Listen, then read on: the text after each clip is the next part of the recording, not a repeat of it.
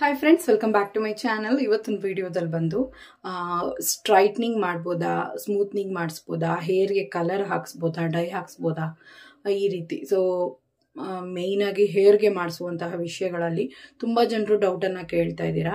So ನಾನು ನನಗೆ ಗೊತ್ತಿರೋ ಪ್ರಕಾರ ಹೇರ್ ಕಲರಿಂಗ್ ಮತ್ತು ಕೆಲವೊಂದು ಕೆಮಿಕಲ್ಸ್ನ ಸ್ಕ್ಯಾಲ್ಪ್ಗಾಗಲಿ ಇಲ್ಲಾಂದರೆ ನಮ್ಮ ಹೇರ್ಗಾಗಲಿ ಆ್ಯಡ್ ಮಾಡೋದು ಬಂದು 3 ಮಂತ್ ಒಳಗಡೆ ಮಾಡೋದು ಬೇಡ. First month, second month, 3 month, first ಟ್ರೈಮಿಸ್ಟ್ರಲ್ಲಿ ಯಾವುದೇ ಕಾರಣಕ್ಕೂ ಕಲರಿಂಗ್ ಮಾಡಿಸೋದು ಮತ್ತು ಸ್ಮೂತ್ನಿಂಗ್ ಮಾಡಿಸೋದು ಏನು ಹೇರ್ಗೆ ಕೆಮಿಕಲ್ಸ್ ಅನ್ನೋದನ್ನು ಆ್ಯಡ್ ಮಾಡಿಸ್ಬೇಡಿ. ಸೊ ಈ ಕೆಲವೊಂದು ಡೈಗಳಲ್ಲಿ, ಕೆಲವೊಂದು ಕ್ರೀಮ್ಗಳಲ್ಲಿ ಇರುವಂತಹ ಒಂದು ಕೆಮಿಕಲ್ಸಿಂದ ಕ್ಯಾನ್ಸರ್ ಬರುವಂಥ ಚಾನ್ಸಸ್ ಇರುತ್ತೆ. ಸೊ ಇದು ನಿಮಗೆ ಮಾತ್ರ ಅಲ್ಲ, ಸ್ಕ್ಯಾಲ್ಪ್ಗೆ ಎಫೆಕ್ಟ್ ಆಗೋದ್ರ ಜೊತೆಗೆ ಮಗುಗೂ ಎಫೆಕ್ಟ್ ಆಗುತ್ತೆ ಅಂತ ಹೇಳ್ತಾರೆ. ಸೊ ನೀವು ಏನೇ ಸ್ಮೂತ್ನಿಂಗ್ ಮಾಡಿಸ್ಬೇಕು, ಇಲ್ಲ ನೀವೇನಾದರೂ ಒಂದು ಹೇರ್ಗೆ ಒಂದು ಮಾಡಿಸ್ಬೇಕು, ಡೈ ಹಾಕ್ಸ್ಬೇಕು, ಇಲ್ಲ ಕಲರ್ ಹಾಕ್ಸ್ಬೇಕು ಅಂತ ಏನಾದರೂ ನಿಮ್ಮ ಮನಸ್ಸಲ್ಲಿ ಒಂದು ಆಸೆ ಇದೆ ಅಂತಂದರೆ ಫಸ್ಟು ನಿಮ್ಮ ಗೈನಕಾಲಜಿಸ್ಟನ್ನು ರೆಫರ್ ಮಾಡ್ಕೊಳ್ಳಿ.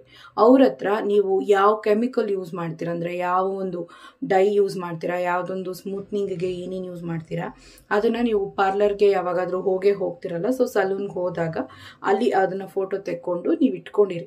ಸೊ ಅದನ್ನು ನೀವು ನಿಮ್ಮ ಡಾಕ್ಟರ್ ಹತ್ರ ತೋರಿಸಿ. ಒಂದು ವೇಳೆ ನೀವು ಆನ್ಲೈನಲ್ಲಿ ಸಿಗುವಂಥ ವಿಷಯಗಳನ್ನು ಆ್ಯಡ್ ಮಾಡ್ಕೋಬೋದು, ಇಲ್ಲ ಸಲೂನಲ್ಲೇ ಕೆಲವೊಂದು ವಿಷಯಗಳು ಸಿಗುತ್ತೆ. ಸೊ ಅಂಥ ಒಂದು ಪ್ರಾಡಕ್ಟ್ಸನ್ನು ಬಂದು ಫೋಟೋ ಹಿಡ್ಕೊಂಡು ನೀವು ನಿಮ್ಮ ಡಾಕ್ಟ್ರಿಗೆ ತೋರಿಸ್ಬಿಟ್ಟು ಈ ಥರದನ್ನು ನಾವು ಯೂಸ್ ಮಾಡ್ಬೋದಾ ಅಂತ ಕೇಳಿ.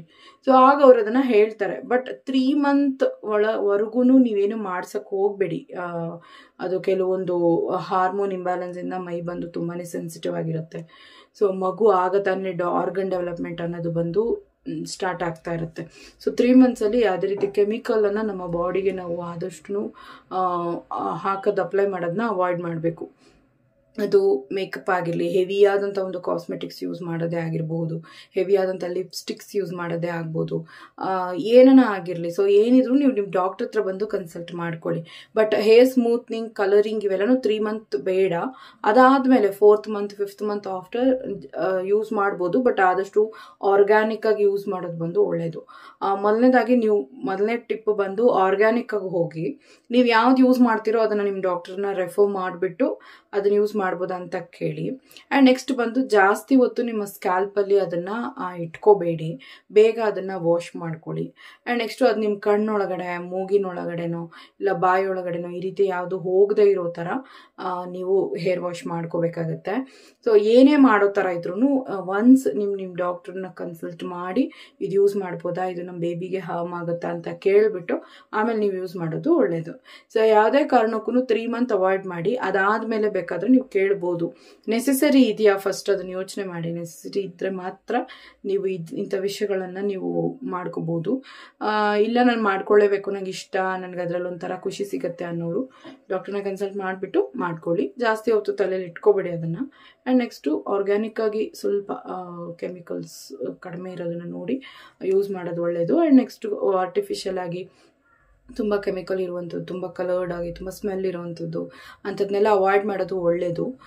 ನೀವು ಫೇಸ್ಗೆ ಮೇಕಪ್ ಹಾಕಿದ್ರು ಅಷ್ಟೇ ಹೆವಿಯಾದಂಥ ಪೌಡರ್, ಹೆವಿಯಾದಂಥ ಲಿಪ್ಸ್ಟಿಕ್ಸು ಇದರ ಒಂದು ಬಳಕೆ ಕೂಡ ಸ್ವಲ್ಪ ಮಟ್ಟಿಗೆ ತಗ್ಗಿಸಿ. ಜಾಸ್ತಿಯಾಗಿ ಯೂಸ್ ಮಾಡುವಂತಹದ್ದು ಬೇಡ.